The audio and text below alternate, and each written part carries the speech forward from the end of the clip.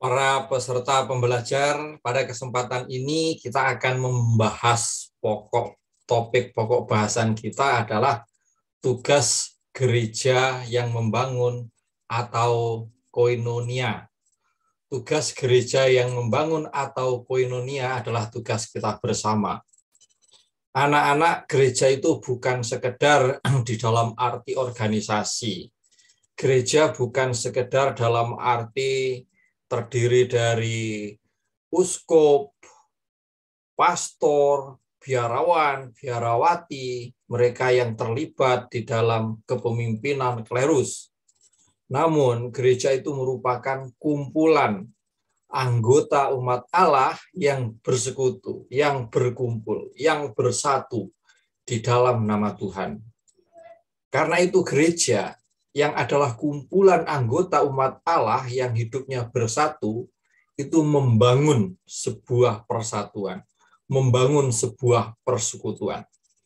Jadi kalau seseorang sudah dibaptis, dia tidak mempunyai semangat berkumpul dengan anggota gereja lain, sesungguhnya orang itu tidak bisa disebut sebagai orang koinonia, mempunyai semangat koinonia, tidak mempunyai semangat membangun.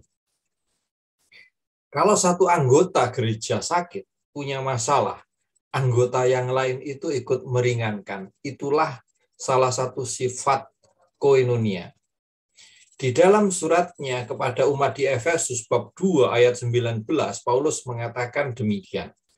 Demikianlah kamu bukan lagi orang asing dan pendatang, melainkan kawan swarga dari orang-orang kudus dan anggota-anggota keluarga Allah. Itu artinya bahwa kesatuan dan kebersamaan orang-orang yang percaya di dalam Kristus itu disebut sebagai persekutuan atau koinonia. Sekali lagi bahwa kesatuan dan kebersamaan orang-orang yang percaya di dalam nama Yesus Kristus itu adalah disebut persekutuan atau koinonia. Koinonia itu terkait dengan kebersamaan yang didasarkan pada iman kepada Kristus. Jadi kebersamaan itu didorong, dipererat, disatukan, disemangati oleh iman akan Yesus Kristus. Contohnya Paulus dan Barnabas di dalam Galatia 2 ayat 9, mereka saling berjabat tangan sebagai tanda saling menerima di dalam Kristus. Jadi semua persoalan, perselisihan, konflik, perbedaan itu menjadi tidak ada artinya lagi. Mereka bersatu karena satu iman akan Yesus Kristus yang adalah Tuhan. Itu koinonia. Kristus menjadi alasan dasar mereka hidup bersama. Jadi ini ciri khas yang kalian harus pahami bahwa di dalam membangun semangat kebersamaan koinonia ini, kebersamaan itu disatukan, didorong, dimotivasi oleh iman yang sama akan Yesus Kristus. Yang menggerakkan setiap tutur kata, perilaku, bukan lagi kepentingan masing-masing orang, tetapi semangat untuk saling melayani dan pengorbanan, semangat pelayanan dan pengorbanan Yesus kepada orang lain. Maka satu membantu yang lain, satu meringankan yang lain. Ketika satu orang mengalami sakit, yang lain bersama-sama bagaimana meringankan yang sakit. Ketika satu orang mengalami kesulitan ekonomi karena ke PHK, yang lain berusaha bersama-sama bagaimana meringankan beban ini. Karena itu anak-anak, konsekuensi, dampak lebih lanjut, setiap anggota itu selalu siap berkorban untuk orang lain. Jadi ada kemauan berkorban untuk orang lain. Misalkan kalian rela berkorban, mau mengorbankan entah itu harta, uang, atau pikiran atau tenaga untuk membantu umat di lingkungan kalian yang membutuhkan. Itu konsekuensi dari semangat koinonia. Nah, persekutuan itu seperti itu berbeda dengan organisasi lain, misalkan perusahaan, misalkan organisasi yang dibangun dari hobi yang sama, misalkan perkumpulan pencinta basket. Di dalam perusahaan jika ada yang ke PHK, lalu apa yang dilakukan oleh orang lain? Ya sudah, biasanya ya mengucapkan prihatin, lalu semoga sukses. Begitu saja, setelah itu pisah-pisah ya pisah.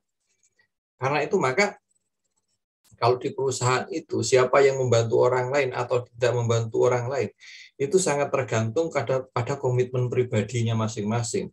Suka atau tidak suka, like and dislike. Kalau saya suka dengan orang tersebut, maka saya akan membantu. Kalau tidak, ya tidak. Berbeda ini di dalam persekutuan koinonia.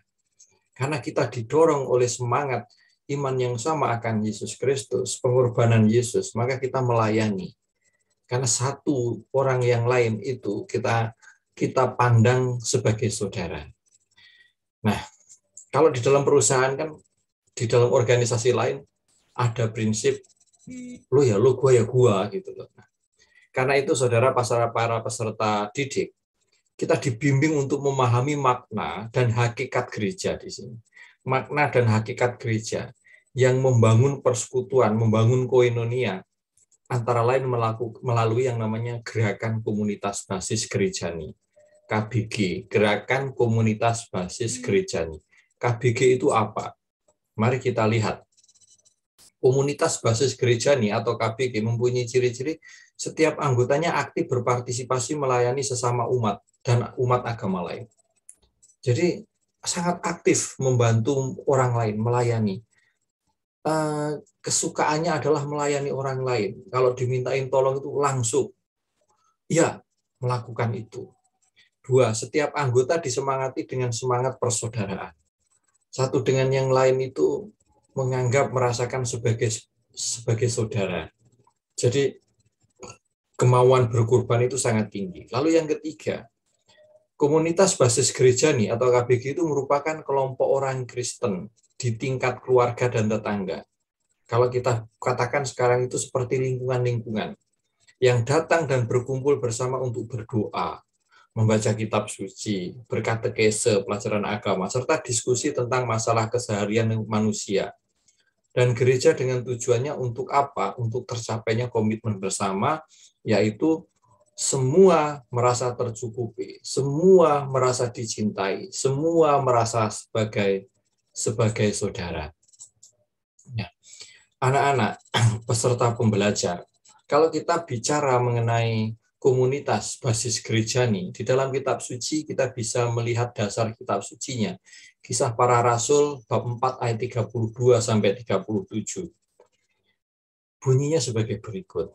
Adapun kumpulan orang yang telah percaya itu, mereka sehati dan sejiwa, dan tidak seorang pun yang berkata bahwa sesuatu dari kepunyaannya adalah miliknya sendiri. Tetapi segala sesuatu adalah kepunyaan mereka bersama. Dan dengan kuasa yang besar, rasul-rasul memberi kesaksian tentang kebangkitan Tuhan Yesus. Dan mereka semua hidup di dalam kasih karunia yang melimpah-limpah.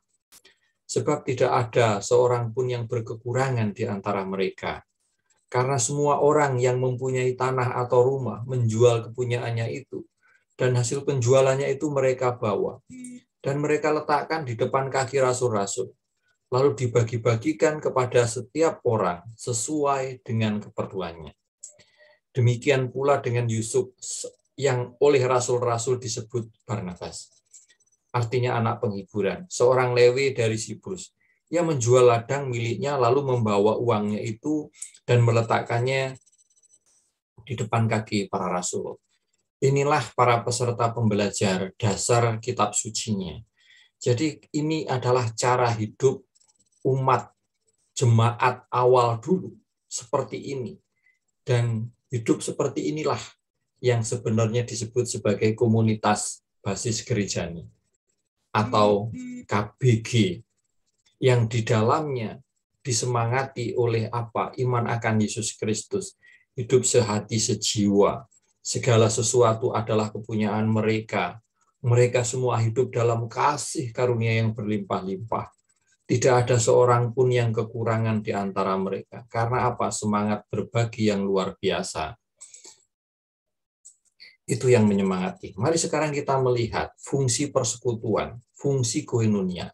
Ada 2. Pertama, membangun hidup di dalam kasih karunia yang melimpah-limpah. Jadi, kalau kita mau hidup di dalam kasih karunia, ya kita mari bersekutu. Lalu fungsi yang kedua, setiap anggota tercukupi kebutuhannya, tidak ada yang berkekurangan. Artinya bahwa persekutuan itu mempunyai fungsi setiap anggotanya itu tercukupi, tidak ada yang kekurangan. Dan inilah sesungguhnya makna keselamatan. Lalu ciri-ciri persekutuan atau koinonia, satu, setiap anggota hidup sehati sejiwa. Sehati sejiwa, tidak ada konflik di dalamnya. Dua, mempunyai rasa memiliki yang sangat tinggi. Masing-masing itu sebagai saudara. Tiga, hidup disemangati kasih karunia, bukan disemangati kepentingan sehingga kompetisi. Ya. Yang keempat, tidak ada anggota yang hidup kekurangan. Dan yang kelima, kerelaan berbagi yang sangat tinggi. Anak-anak, komunitas basis gerejani dibangun dan disemangati oleh apa tadi? Semangat hidup gereja perdana, Kisah Rasul 4 ayat 32-37. Persaudaraan di situ, ada persekutuan, mendengarkan sabda Allah, di situ ada pengajaran. Ada pelayanan terhadap sesamanya, ada solidaritas, ada perayaan iman, pemecahan roti, doa, ini kan doa lingkungan, ekaristi, memberi kesaksian iman tentang Tuhan melalui cara hidupnya. Jadi cara hidup yang seperti itu adalah sebuah kesaksian, pewartaan mengenai Tuhan. Anak-anak, cara hidup seperti itulah yang menggerakkan orang lalu untuk bergabung dengan mereka. Karena hidup mereka itu seperti itu, orang lain yang melihat lalu tertarik, lalu percaya kepada Yesus. Sehingga mereka disukai semua orang. Di situ dikatakan bab 2 ayat 47 di Kisah Para Rasul. Dan jumlah orang yang percaya kepada Tuhan makin hari makin bertambah.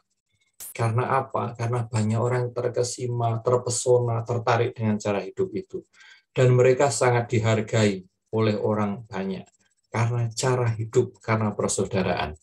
Nah, landasan hidup mereka itu adalah sekali lagi apa? Iman akan Yesus Kristus. Iman akan Tuhan. Maka komunitas jemaat perdana itu adalah komunitas jemaat iman. Komunitas iman. Komunitas spiritual. Bukan komunitas ekonomi, komunitas yang digerakkan oleh Roh Kudus, komunitas orang-orang yang bertobat, yang mau berubah, bukan komunitas yang terbentuk pertama-tama karena alasan kepentingan sosial, ekonomi, politik, apalagi kekuasaan. Itu anak-anak ciri khas komunitas basis gerejani, yang dasarnya adalah Kisah Para Rasul tadi, yang kita sudah dengarkan, ciri-cirinya, fungsinya, dan seterusnya. Maka sebagai orang beriman, mari kita membuat refleksi. Kegiatan-kegiatan apa saja yang bisa Anda lakukan di lingkungan Anda? Kegiatan positif apa saja? Lalu yang kedua, untuk membangun kehidupan yang kompak di lingkungan, apa yang Anda harus lakukan untuk membuat kehidupan yang kompak itu? Maka marilah kita sama-sama terlibat di dalam kehidupan lingkungan, kehidupan gereja paroki. Supaya apa? Supaya kerinduan hidup sebagai sehati sejiwa itu tercapai. Dan itulah ciri khas umat Allah. Ciri khas komunitas basis gerejani. Itu saja anak-anak, semoga ini bermanfaat dan Tuhan memberkati kita.